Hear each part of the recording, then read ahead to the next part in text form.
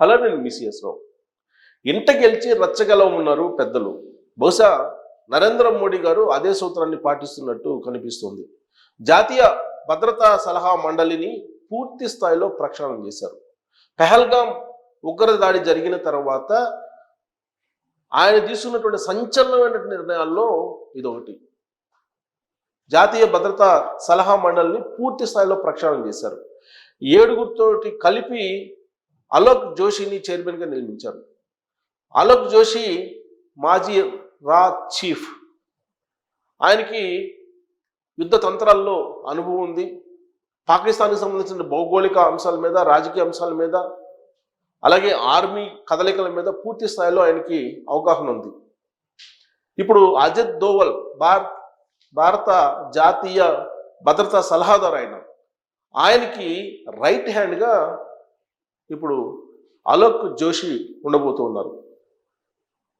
So ఇంతకీ ఈ అలోక్ జోషి ఎవరు? ఆయనకి నరేంద్ర మోడీ గారు ఎందుకు ప్రాధాన్యత ఇచ్చారు? ఆల్ ఆఫ్ సడన్గా జాతీయ భద్రతా మండలిని ప్రక్షాళన ఎందుకు చేశారు అని అంటే, పహల్గాంలో జరిగినటువంటి దాడి వెనుక కొంత భద్రతా వైఫల్యం కూడా ఉంది అనేటువంటి అభిప్రాయానికి భారత ప్రభుత్వం వచ్చింది. అందుకే భారీ స్థాయిలో సంచలనమైనటువంటి నిర్ణయం తీసుకున్నారు నరేంద్ర మోడీ గారు. ప్రక్షాళన చేశారు. జాతీయ భద్రతా సలహా మండలి పూర్తి స్థాయిలో సలహాలు ఇస్తే అసలు ఈ దాడి జరిగి ఉండేది కాదు అనేటువంటి అభిప్రాయం బహుశా ఉండవచ్చు నరేంద్ర మోడీ గారికి.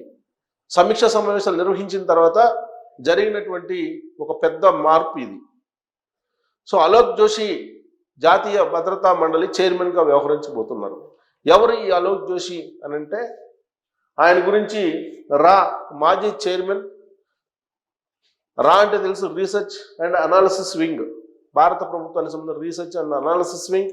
దీనికి మాజీ చైర్మన్గా పనిచేశారు అలోక్ జోషి. ఈయన ఉత్తరప్రదేశ్లోని లక్నో స్వస్థలం. అక్కడి నుంచి ఆయన జేఎన్యూ నుండి డిగ్రీ పీజీ పొందారు. లక్నో నుంచి వచ్చి జేఎన్యూలో ఆయన డిగ్రీ పొందారు.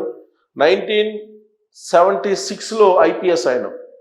ఎందుకంటే జాతీయ భద్రతా మండలిలో ఐపీఎస్లు, ఐఏఎస్లు, ఐఎఫ్ఎస్లు, అలాగే ఆర్మీలో అనుభవం ఉన్నటువంటి సీనియర్ మోస్ట్, అలాగే మాజీలు ఎవరైతే ఉంటారో నిష్ణాతులు, నిపుణులు, ఎఫర్ట్ బాగా పెట్టేటువంటి వాళ్ళు ఎవరైతే ఉన్నారో వాళ్ళని ఈ జాతీయ భద్రతా మండలిలో నియమించారు. 7గురిని నియమించారు.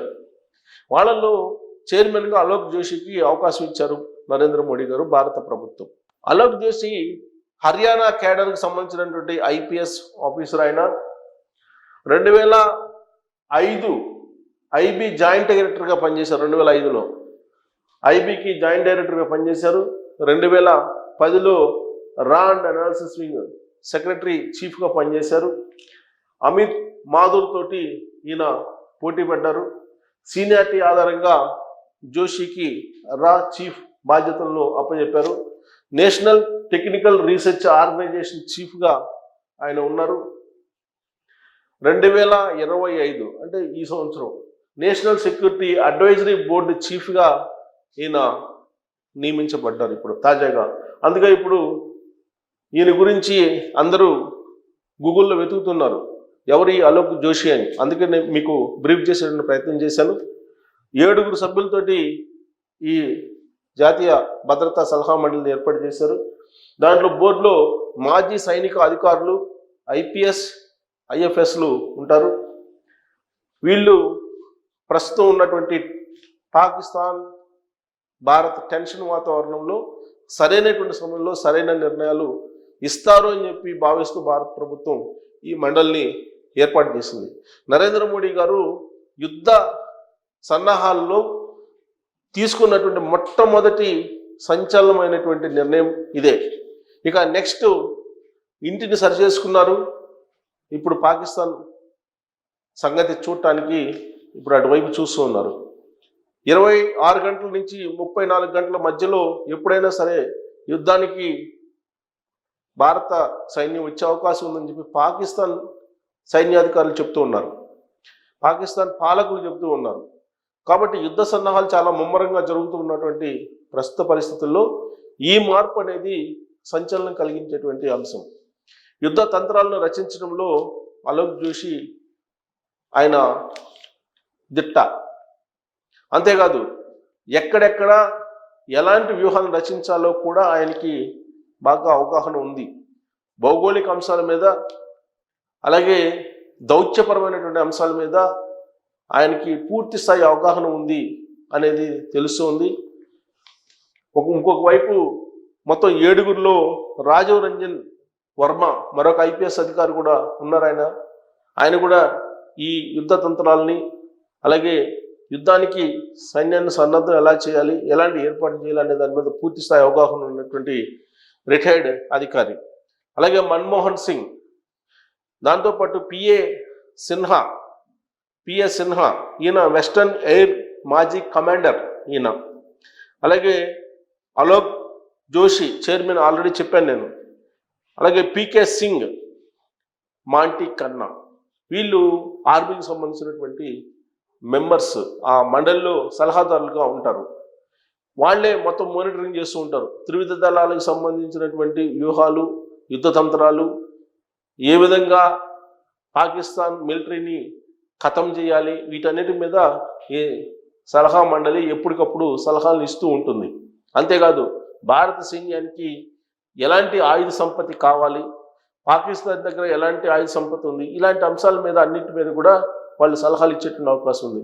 విదేశాంగ శాఖతోటి అలాగే రక్షణ శాఖతోటి ఆర్థిక శాఖతోటి సమన్వయం చేసుకుంటూ సలహాలు ఇస్తూ పాకిస్తాన్ సైన్యాన్ని ఏ విధంగా తుదముట్టించాలి, పాకిస్తాన్ సైన్యంతో ఏ విధంగా పోరాడాలి, పాకిస్తాన్ ఆక్రమిత కాశ్మీర్లో ఉన్నటువంటి ఉగ్రవాదులను తరిమి కొట్టాలి ఎలా అనే దాని మీద వాళ్ళు సలహాలు సూచనలు ఇచ్చేటువంటి అవకాశం ఉంది.